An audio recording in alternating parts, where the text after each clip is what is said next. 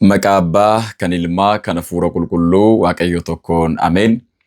Maatii Waaqayyoo kan taatan ijoolleen Ortoodooksii Tawaahidoo hundumti keessan iddoo jirtanitti nageenyii fi eegumsi Waaqayyoo hunda keenya wajjiniin haa ta'u. Akka eeyyama Waaqayyootti barumsa keenya marsaa isa jalqabaa eenyummaa Iyyasuus Kiristoos barachaa dhufneerra. Marsaa isa jalqabaa keessatti kutaa torbatti addaan qoqqoodnee eenyummaa isaa daqiiqaa muraasa fayyadamuudhaan ilaalleerra. Akkuma hundi keessan yaaddattan marsaa isa jalqabaa keessatti Kiristoos Waaqayyoodha, Kiristoos beenyaadha, Kiristoos gooftaadha, Kiristoos hangafa lubootaati, Kiristoos fayyisaadha kan jedhu waa'ee gooftaa fi fayyisaa keenya Yesuus Kiristoos eenyummaa isaa, kabaja isaa, ulfina isaa, Kiristoos abbaa murtii ta'uu isaa, Kiristoos alfaa fi oomeegaa ta'uu isaa kitaaba qulqulluu bu'uura gochuudhaan manni kiristaanaa keenya Ortoodooksii Tawaahidoon maal jettee akka barsiistu barumsa keenya isa darbe keessatti ilaalleerra. Kanaaf eenyummaan Kiristoos marsaan inni jalqabaa isaan kanaan qabxiilee torbaan kutaa torbatti addaan qoqqoodamee ilaalaa kan turredha. Seensa isaa ilaalle malee isin babal'istanii ilaaluu dandeessu. Maaliifini Kiristoos Waaqayyoodha jedhanii daqiiqaa muraasa keessatti viidiyoon hojjedhe erga laaltanii booda waaqummaa isaa kitaaba qulqulluu bu'uura gochuudhaan isin immoo bal'inaan dubbisuu, bal'inaan hubachuu, kitaabolee adda addaa argattanii dubbisuu ni dandeessu.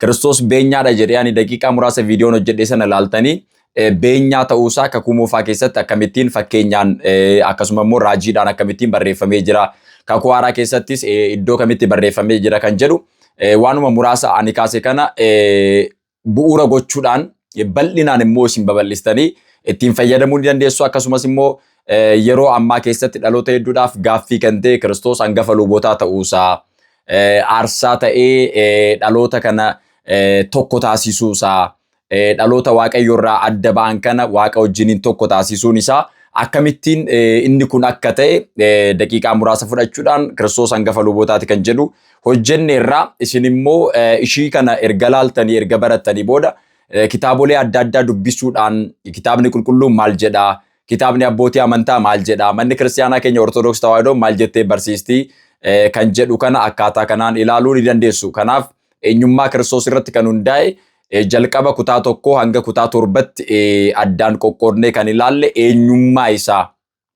inni eenyu akka ta'e, maalummaan isaa, eenyummaan isaa maal akka fakkaatu, kabajni isaa, ulfinni isaa maal akka fakkaatu wantoota kana addaan qoqqoodnee ilaalleerra. Marsaa isa jalqabaati inni xumurre jechuudha. Guyyaa irraa kaasnee immoo gara fuulduraatti iddoo torbatti addaan qoqqoodnee kan ilaallu immoo maqaalee Iyyasuus Kiristoosidha. Gooftaan keenya fayyisaan keenya Iyyasuus Kiristoos maqaalee hedduu qaba. Maqaan isaa hedduudha. Kanaaf tokkoon maqaa gooftaa Iyyasuus Kiristoos kaasuudhaan ni barannaa jechuudha. Guyyaa irraa isa jalqabaa keessatti Iyyasuus Kiristoos maqaa isaa ni beeknaa hundumti keenya. Barumsa har'aa keessatti garuu kan ilaallu Iyyasuus jecha jedhu kanadha. Gooftaan keenya fayyisaan keenya Iyyasuus Kiristoos maqaan inni baay'inaan ittiin waamame Iyyasuus kan jedhudha.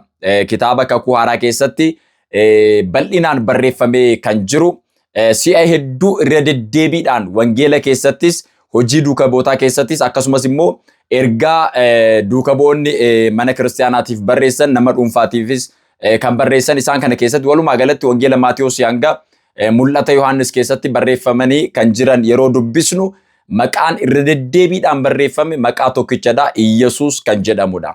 Maqaan kun irra deddeebiidhaan kan barreeffame kaayyoo mataasaa qaba. Barumsa kana keessatti ni ilaalla. Gooftaan keenya fayyisaan keenya Yesuus Kiristoos maqaan isaa akkanumatti maqaanuma waan ta'eef kan waamnu qofa miti. Maaliifini maqaan kun humna qaba, maqaan kun aangoo qaba, maqaan kun waan hunda jijjiiruudhaaf aangoo kan qabudha. Kanaaf nama tokko yeroo waamnu maqaa isaa waamna. Tarii namni sunii fi maqaan isaa gargar ta'uu danda'a. Fakkeenyaaf namni tokko maqaa gaarii qaba, hojiin isaa garuu badaa ta'uu danda'a. Namni tokko immoo maqaa hin taane qaba, hojiin isaa immoo gaarii ta'uu danda'a. Maqaa fi hojiin waliin simatu yeroo tokko. Gooftaan keenya fayyisaan keenya Yesuus Kiristoos garuu maqaan isaa eenyummaa isaatii, eenyummaan isaa immoo maqaa isaatiin kan mul'atedha jechuudha. nama ta'ee erga mul'atee booda maqaa fooniin ittiin waammame. Nama ta'ee osoo hin mul'atiin dura maqaa kanaan hin waammamne. Yesuus jedhamee hin waammamne. Amaanu'eel kan jedhu jira, gara fuulduraatti bal'inaan ni ilaalla. Kiristoos kan jedhus jira, gara fuulduraatti bal'inaan ni ilaalla. Inni kun garuu Yesuus jedhamee kan moggaafame maqaan kun maqaa aangoo fi humna qabudha. Maqaa aangoo fi humna qabudha. Yesuus jechuun maal jechuudha kan jedhu yeroo ilaallu, Yesuus jechuun qoricha jechuudha. Fayyisaa jechuudha.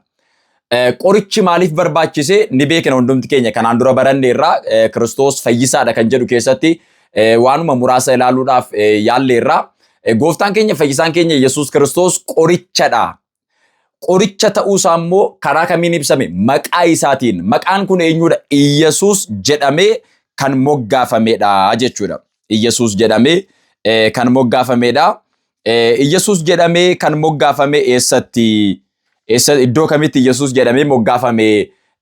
Jalqaba maqaa kanaan kan waame eenyudha kan jedhu yeroo ilaallu, Wangeela Qulqulluu Luqaas boqonnaa 1:30 irratti hangafa ergamootaa kan ta'e qulqulluun Gabri'eel Waaqayyo biraa ergameet gara durbee qulqulleettii maaramii dhufe jedha. Gara hunda keenyaa qulqulluun Gabri'eel eebbaan haa dhufu.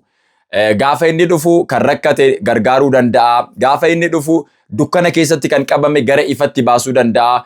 Gaafa inni dhufu akkuma raajii Daani'eel boqonnaa 3 irratti barreeffame, namoota ibidda keessatti darbataman illee ibidda sana qabbaneessee fayyisuu ni danda'a. Maaliifini fuuldura Waaqayyoo kan dhaabbatudha ergamaan Waaqayyoo qulqulluun Gabri'eel jechuudha. Kanaaf hangafa ergamootaa kan ta'e qulqulluun Gabri'eel misiraachoo kana dubbachuudhaaf, ergaa kana dabarsuudhaaf Waaqayyo biraa ergameet gara durbee qulqulleettii maaramii erga dhufee booda akkas jedhee dubbateera.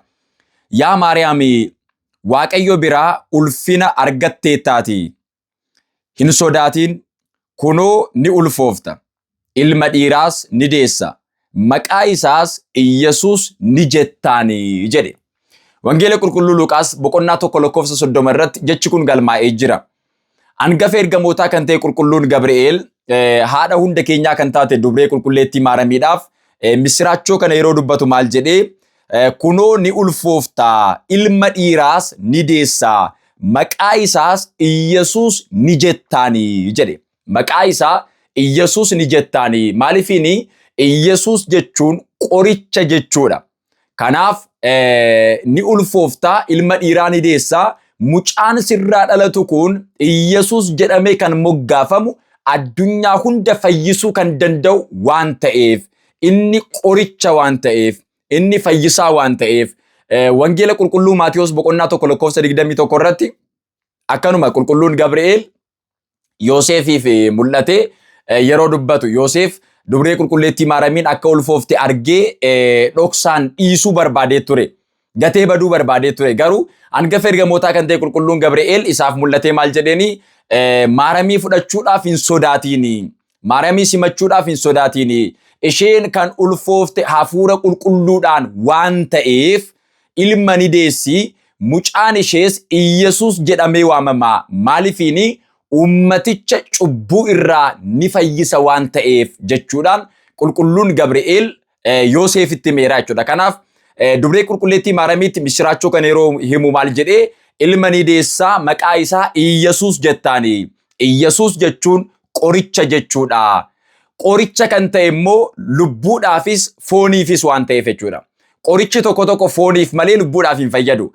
Yesuus garuu qoricha waan ta'eef foon keenyaaf qoricha, lubbuu keenyaafis qoricha.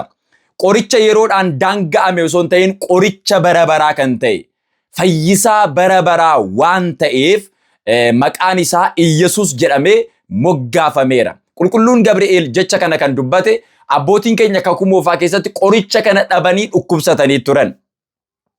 Lubbuu isaaniitiin dhukkubsatanii turanii, dhiphatanii turanii, Waaqayyo irraa gargar ba'anii turanii, foon isaaniitiinis dhukkubsatanii turanii, Waaqayyo irraa gargar ba'anii, biyya isaanii gannata keessaa ari'amanii, godaanamanii turan.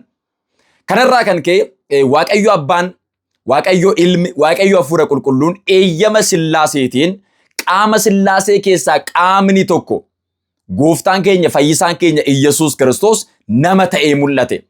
nama ta'ee osoo hin mul'atiin dura hangafa ergamootaa kan ta'e qulqulluun Gabri'eel inni nama ta'u kun eenyu akka ta'e yeroo dubbatu kan sirraa dhalatu ilma waaqayyooti jedhee erga dubbatee booda maqaa isaa Iyyesuus ni jetta. Iyyesuus jechuun qoricha jechuudha jedhee isa kana ibseera jechuudha. Kana qofa miti. Maqaan kun erga misiraachoodhaan dubbatamee booda moggaafameera. Wangeela qulqulluu Luqaas boqonnaa 2 irratti akkuma barreeffamee jiru jechaadha. Wangeela qulqulluu Luqaas boqonnaa 2 lakkoofsa 21 irratti akka seera Museetti dhaqna qabaadhaaf gara mana qulqullummaa yeroo deeman maqaan isaa akkuma ergamichaan dubbatame Iyyesuus jedhameet moggaafame jedha. Amma wantoota sadi ilaalaa. Jalqaba hangafa ergamootaa kan ta'e qulqulluun Gabri'eel dubree qulqulleettii Maaramiitti hime maqaan isaa Iyyesuus ni jetta jedhee itti hime. Lammaffaa immoo dubree qulqulleettii Maaramii akka eeguuf akka tajaajiluuf kan filatame Yoosefitti qajeelaa kan ta'e qulqulluu kan ta'e Yoosefitti maqaan isaa Iyyesuus jedhama.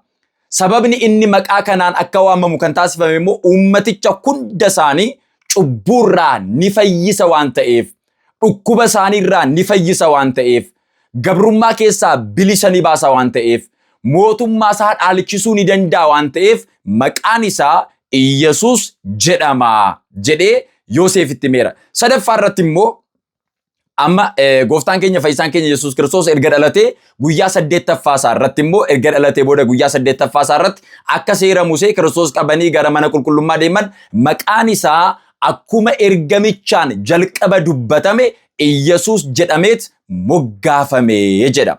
Maaliif Iyyesuus jedhame? Qoricha waan ta'eef, qoricha bara baraa waan ta'eef. Kanaafidha duuka bu'oonni samiidhaa gadi maqaan biraa hin jiru jedhan. Hojii duuka bu'ootaa boqonnaa 4 lakkoofsa 12 irratti maqaan fayyina kennuu danda'u, maqaan aangoo qabu, maqaan jijjiirama fiduu danda'u, maqaan dukkana balleessee dhaloota gara ifatti baasuu danda'u, maqaan foonii fi lubbuudhaan al tokkotti qoricha ta'uu danda'u addunyaa kanarratti hin jiru. Maqaa tokkotu jira. Innis immoo Iyyesuus jedhama. Iyyesuus jechuun qoricha jechuudha. Iyyesuus jechuun fayyisaa jechuudha jedheet qulqulluun Phexros hojii duuka bu'ootaa boqonnaa 4 lakkoofsa 12 irratti dubbateera.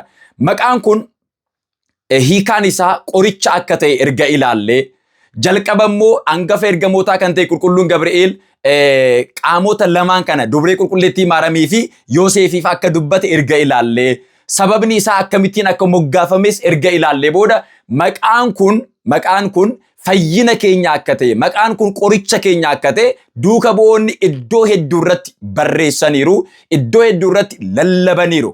Maaliif hojjettan? Addunyaa kana bilisa baasuudhaaf nama ta'e kan mul'ate gooftaa keenya, fayyisaa keenya, qoricha keenya Iyyesuus Kiristoos jedhama. Kana qofa miti. Maqaa kanaaf ni jilbeeffanna.